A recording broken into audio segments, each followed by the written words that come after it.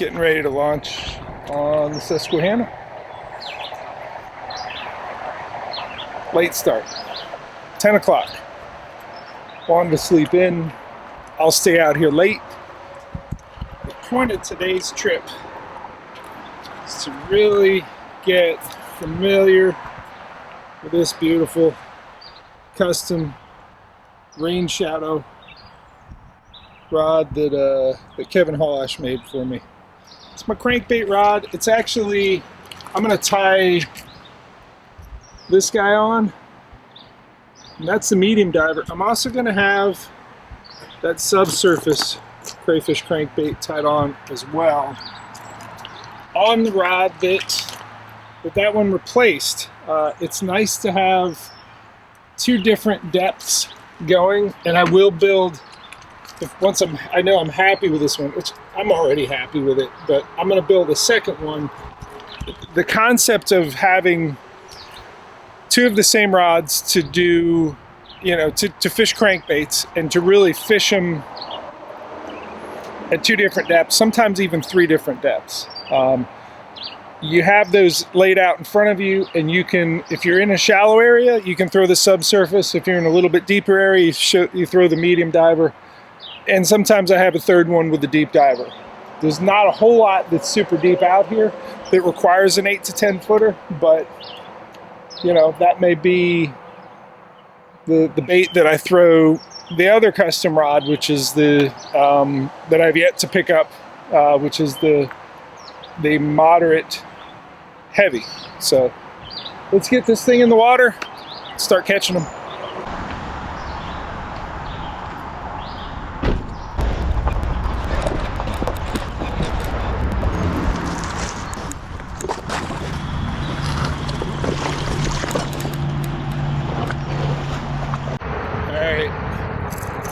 Here in this creek mouth, we've had some storms. It's a little bit muddier water, and we got a lot of grass.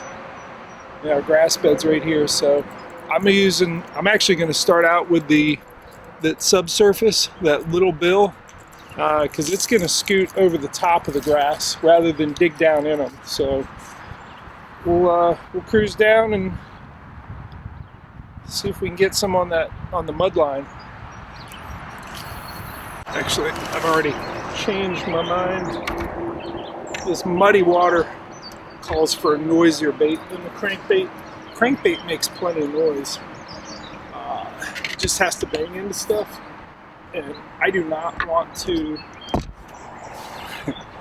I don't want to dig on the bottom because there's all this grass. So we're actually going to start this muddier area with the jackhammer to hopefully call them up out of the grass. They nose down in the grass. There's fish on that current seam. I can see them hit the stuff.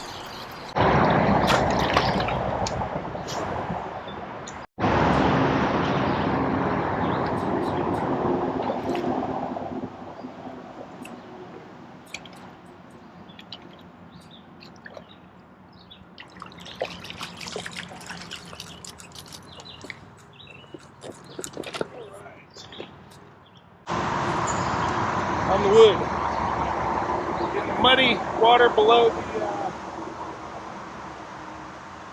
the creek.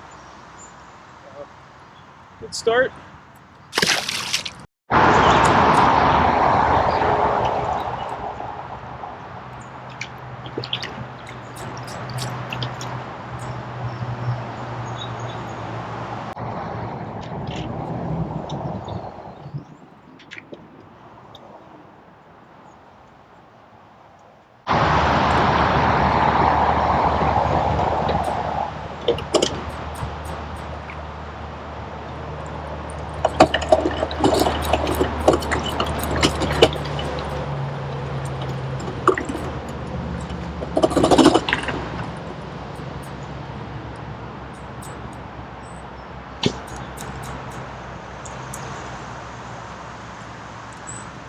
Good karma. Always pick up trash when you can.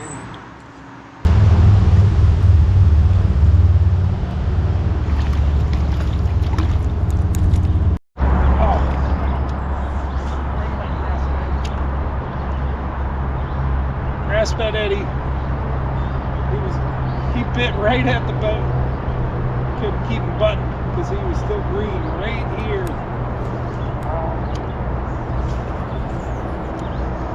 Well, I'm still in the influence of that creek and the mud spewing out of it. I think there's good mud coming in from further up from the creek as well. So I might work this bank down quite a ways because I like the mud. Okay, it's Sharpie time. Let's illustrate specifically why summertime thunderstorms and the mud lanes they create in our rivers really help us out.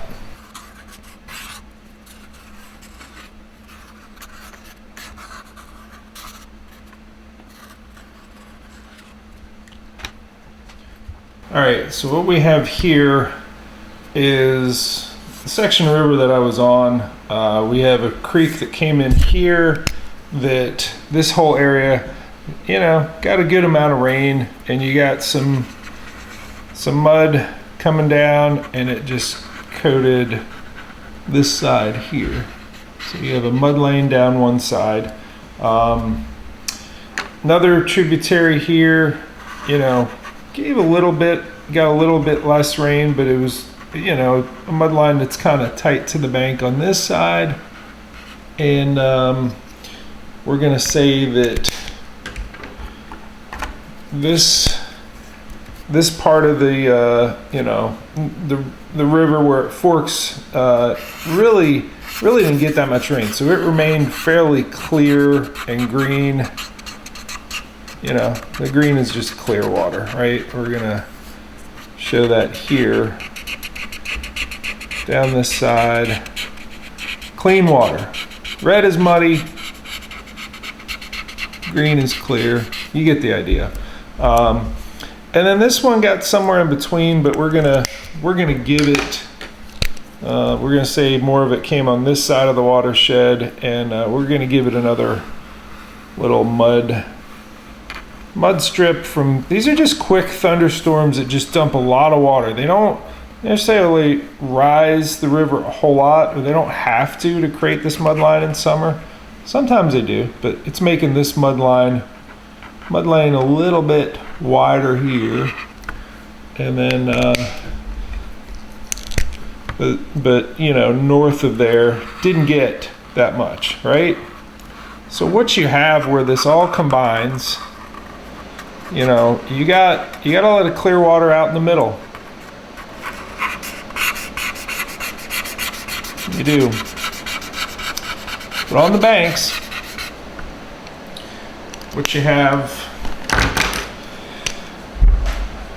are mud lanes from thunderstorms. So when you're fishing out here, it's, you know, say you got some ledge rocks out here, and you may have to be a little bit more finessey. You may have to fish smaller, quieter, less, you know, more stealthy, more just more finessey. But when you get into these mud lanes, and we're gonna put some other ledge rocks here, and I'm about to catch some fish here, because it is muddy, you're gonna fish the jackhammer, the crankbait, the spinnerbait,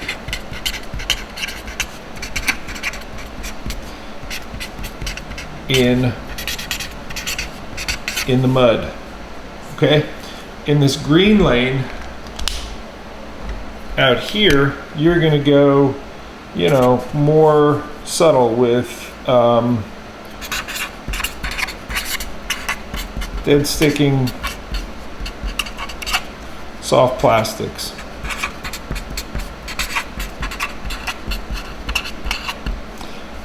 Maybe a swim bait. So swim bait is like a jackhammer profile, but it's quieter. It doesn't have the flash or the thump. So we're gonna say swim baits.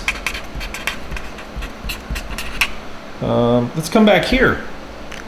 You like throwing buzz baits? They're good in muddy water. let's go with a black one. I didn't do this, but it's a good option.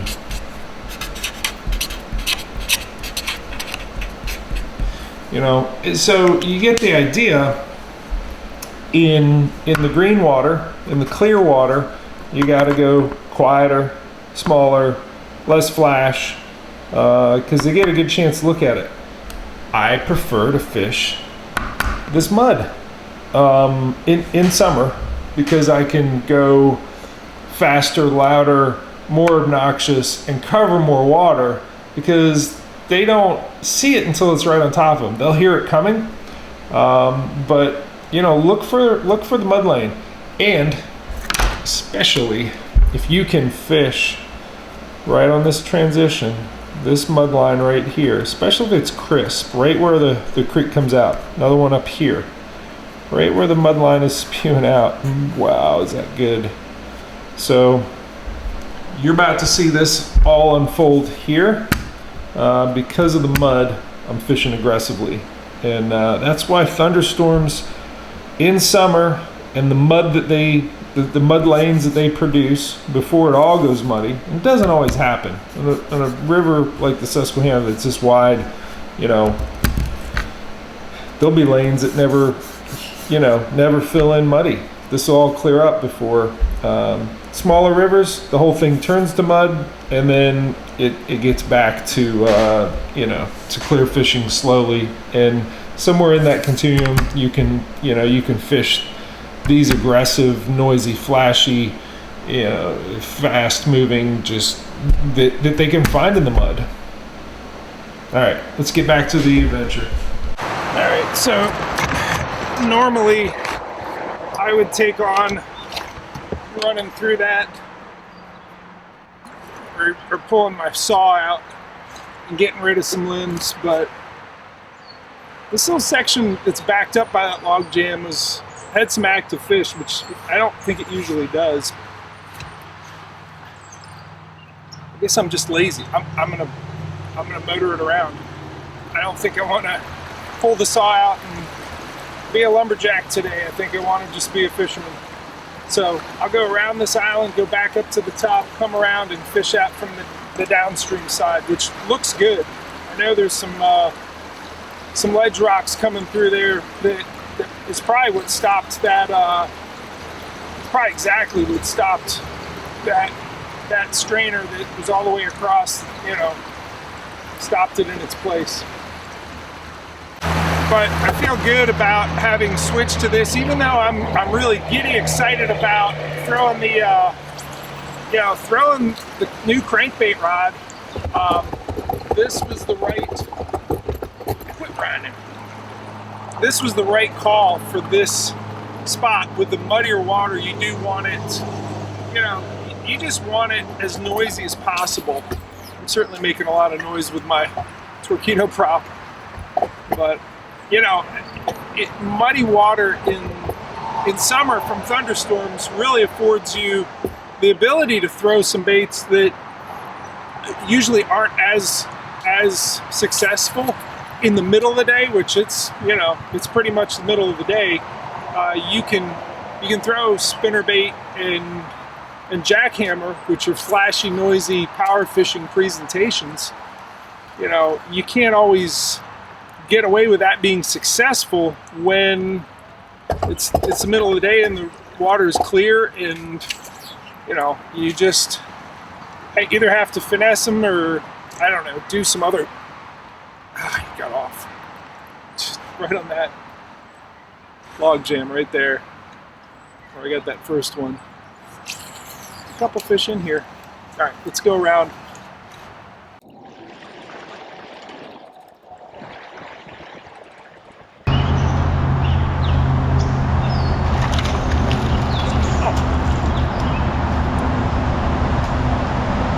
So here's a quick tip.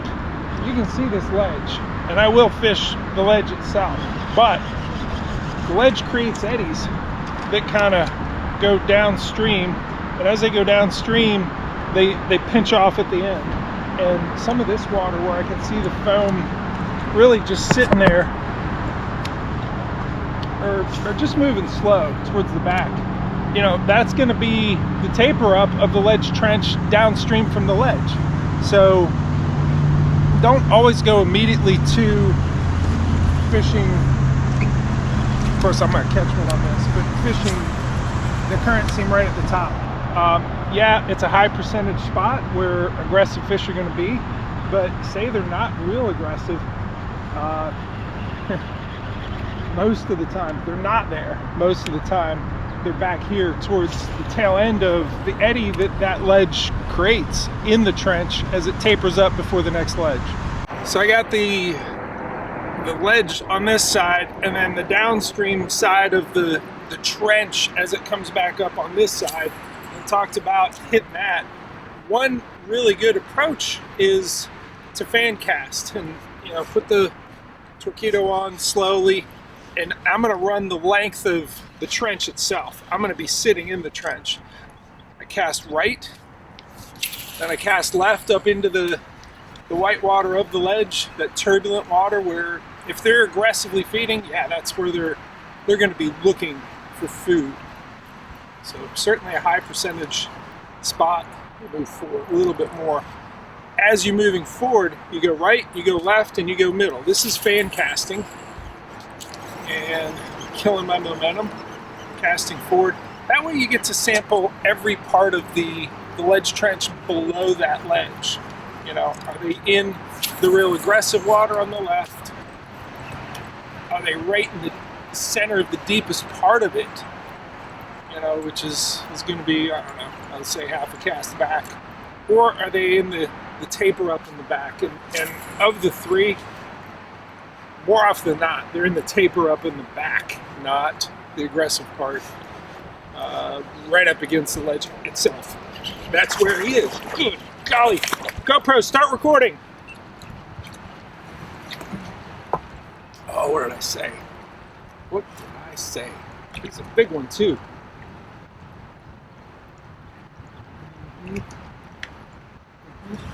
You're getting worn out? Letting you wear out because you hit right next to the boat.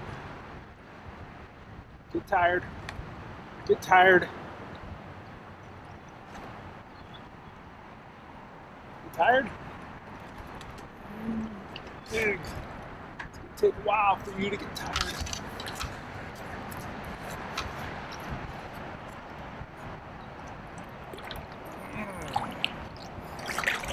Gotcha. Gotcha. Got your ass in the taper up. The back. That. Oh man. Did he play along or what? Right on. Right on time. Thank you. You're an obedient little tank of a smallmouth. Look at that beautiful fish. We will say thank you to him. Let him hold on for a second while he's tired. I'm gonna revive him, get him moving. It won't take long. I use the motor to get him moving. Let him recover.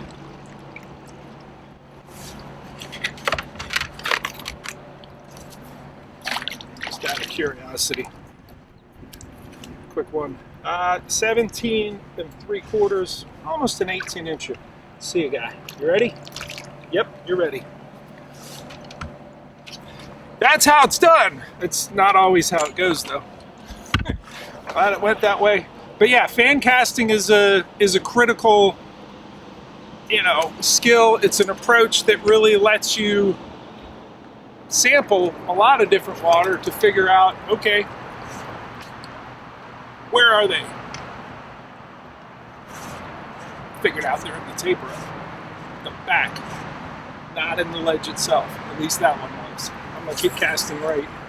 This ledge starts with that beautiful grass bed, comes along, and that grass is actually established on a rocky ledge that's right there. And the top of this is the most aggressive place where, you know, if a fish is looking to eat, that's where it's going to be.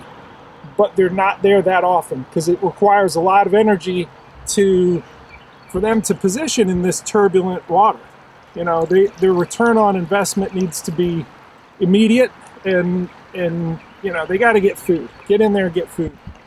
In the middle of the trench here, where I must say, you know, the ledge rock comes up here, swings down, and the deep part is worth a fan cast, but my favorite spot is at the back where it starts tapering up, and it's not always easy to see where it tapers up and it gets shallow and swift again, but that is, oh, that's where they are most of the time.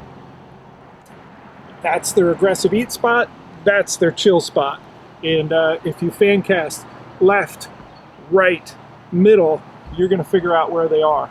All right, we're not done with these yet. I want to show you the top-down view of this fan casting to figure out what part of the ledge they're in. Are they, you know, or the ledge trench, or the eddy? Is it top, middle, or bottom? Is it pressed right up against the, you know, the top of the current seam? Is it somewhere in the deeper part where it's calm, or is it the taper up at the end? Moving along a ledge trench, you know, and doing this fan casting left, right, middle, and then as you're moving forward, left, right, middle. That's what I want to show you, you know, with an illustration, what that looks like from top-down view.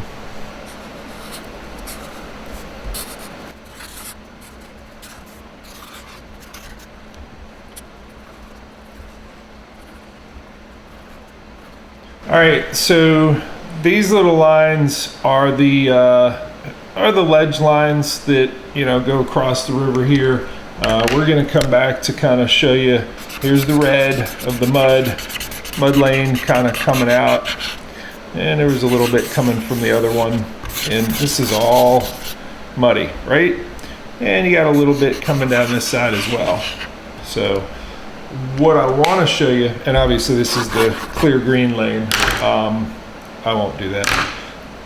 What I want to show you is, as these fish are positioned, and say you're here in your kayak and you're moving across there, what you want to do, and I'm going to mark the ledge line a little bit more dense here. All right, you got this trench with deep water here, you got the top of one ledge here, and you got the top of another ledge here. I'm in my kayak here, and the cast that I'm making, you start with a cast, this is my kayak, here, and you bring it in. And then you've moved to, say, right around here, and you cast here. So you've casted left and then right, and as you move forward, and then you cast in the center, right?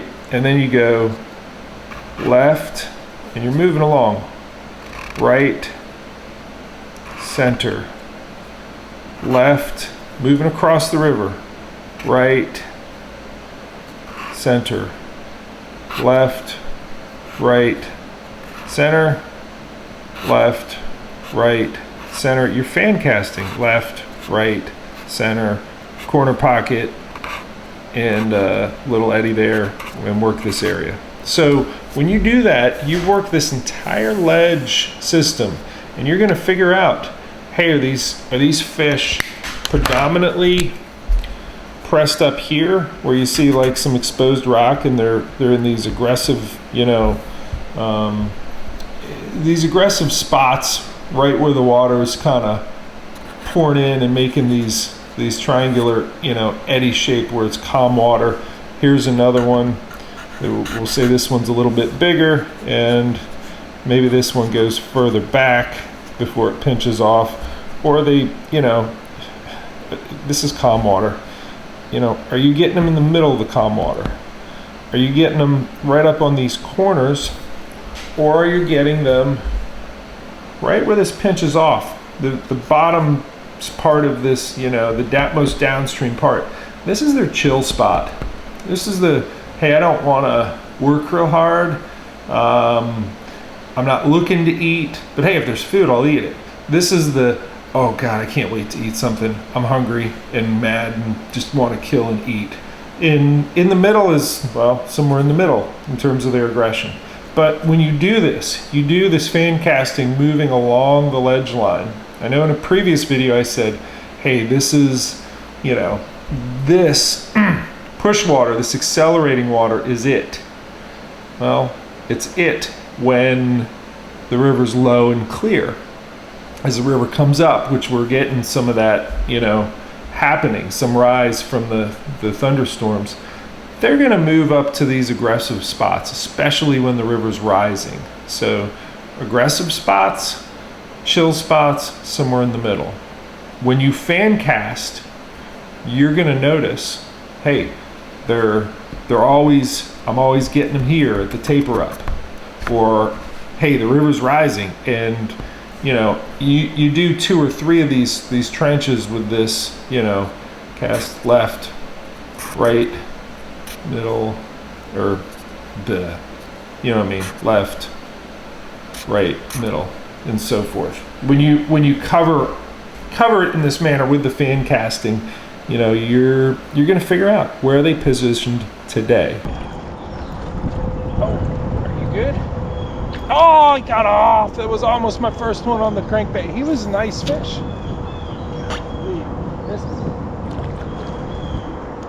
Drag too tight? I don't think so. Oh, not a great omen. I only had one hook in him though. That's what happens. You know, they nip at it.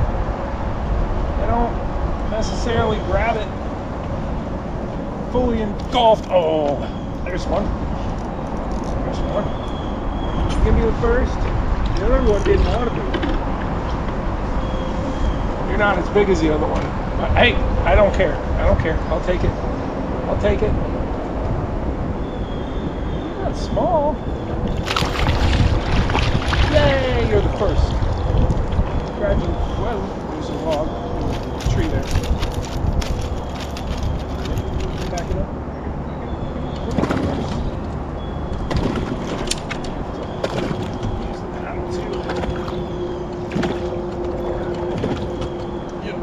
Okay.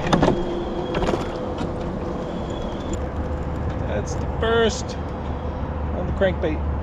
Thanks, buddy.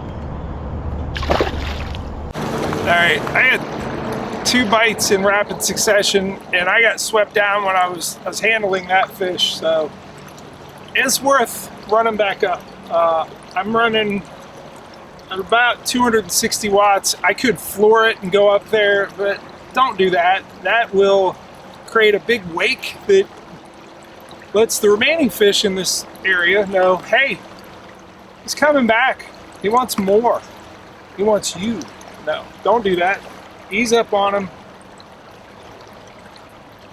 You know, I think people, that is part of what I refer to as the torpedo slump. I know that's not great marketing on my part to sell the motors that is my job to sell, but it's true. And the slump comes where someone gets a torpedo and they say, oh, I don't need to fish anymore. I'm just gonna zoom all over the place. And part of it is that they're too in love with this throttle and the feeling of that push. And it's fun. It's a blast. They fall out of love with doing this. Remember to fish. But also, when you paddle or use a pedal drive and you move in on an area, you don't throw a wake. And people don't realize the wake that they throw on these fish. Don't forfeit your stealth. It's not worth it. Got a ledge out here in the middle. You see it? I'm gonna swing this way, cut down, and then drop something down in it. So if you've watched the video and when I picked up this rod, you'll remember I did a little bit of round file work there to flatten down the cork. And here on the bottom, I really made it so it fit my hand. I'm fishing with it. I realize I got to take a little bit more off of this.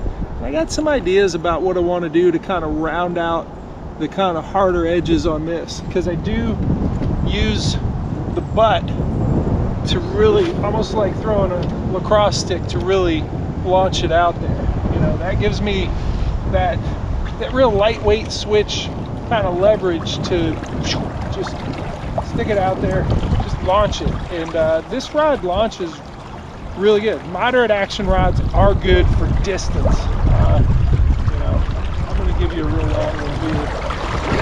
Just out there in the water because I don't want to put them in the trees, but it gets out there pretty good. And now you see this one because it's got a log or something hung up on it. Go all the way to the far side. Alright, and through that eddy. Come on, be there. Be there, big smallmouth. Be there and eat.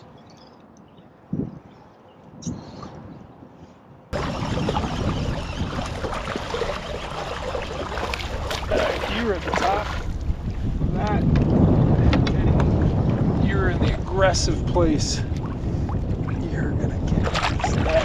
I think you have bigger friends in there.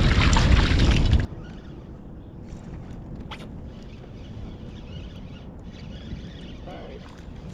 This is an example of where I got one at the top, and I knew I gotta work the most downstream part of loosen drag. Of the eddy. You see the foam lane goes way back here, and he was towards the back of it. Top, middle, or bottom of the eddy. This one's at the bottom, had 2 bite at the top.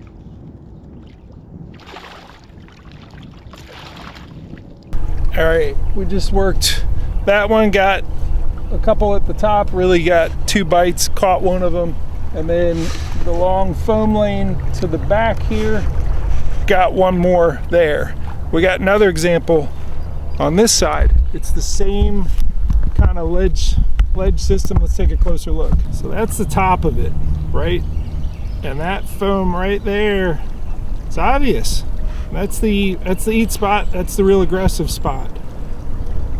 Do not ignore what's downstream. Look how long that foam lane continues downstream from there. And I watch a lot of people fish when I'm out here. Most of them position their boat right there at the end, and they cast right there at the top. Whereas most of the fish are there most of the time. They're there when they want to eat aggressively, like the first one I caught on that one. Aggressive spot, great place to fish. Most of the fish are back here most of the time. So fan cast it, don't ignore, don't sleep on the downstream side of the foam lane. I've drifted into it, I need to back off, and I'm hitting the tail end of it first, and I'll work my way up. They're in there. The river's coming up a little bit, and I got this grass bed is starting to flood. Flooded grass beds in summertime are just loaded with food. Oh, I got one hook in this guy on with the crankbait, and he likes to jump. Holy. Alright, there's that drag engaging. He's jumped on me 3 times. Yeah, this is working out. If I can land him, it'll work out real good. One hook in you. What? Look at that. Moderate action rod doing its job. Keeping you. Aha! Gotcha. Okay. That's what he ate. And then, I don't know if you can see it, but he's got a craw in there. Yep. You like the craws. You like the crustacean. I would too if I lived here. A lot of it. I mean, certain times of the year, that's all you see is these little brown pieces of popcorn coming off the bottom. Alright, see you guys. So everything that I've thrown today has been power fishing. Crank it out there, chug it out there, crank it back, cast, retrieve, fast, fishing fast. I know a lot of you know that I'm good, and my comfort zone is in dead sticking and finesse stuff. Why haven't I done any of it today? Well, part of it is this river is coming up. We got a very slow rise, but it is rising, and it is muddier than it usually is this time of year. And when that happens, you know, they're just more likely to eat. They're more likely to chase. They're compressed into more predictable places. And if you move fast and just keep chucking, you're gonna have better days. Now, when it's low and clear, and you know they're in the deepest parts of the deepest pools, and they're in shade, and they get to go to whitewater at certain times. But you know, when you really have to, when power fishing isn't working because it's all clear and low, and you're spooking more fish than you're actually getting a shot at catching those fish, then you gotta dead stick the fluke. Then you gotta, you know, put that craw presentation on bottom and let it sit. Set a trap instead of entice a bite. All those things that are really good, and especially in wintertime, or in places where you just know, hey, there's gotta be a bunch of them in here. Let's just slow down and pick it apart. I don't think today's the day for it. This is not the condition, because muddy water, rising river, and experience, and just saying, you know, they've been eating moving baits. Why wouldn't you present your bait to more fish over the course of a day? Because when you slow down, you're showing it to fewer fish. You know, and there's a case to be made for power fish all the time, but I'm not gonna do that. I don't, you know, I think there's the right time and place for it, and the right time for throwing this crankbait in this foam eddy is right now. Just keep it moving. All right. Are you big? I don't know yet. I don't know that. You haven't really shown me yourself yet. Nah, not particularly. Not bad though.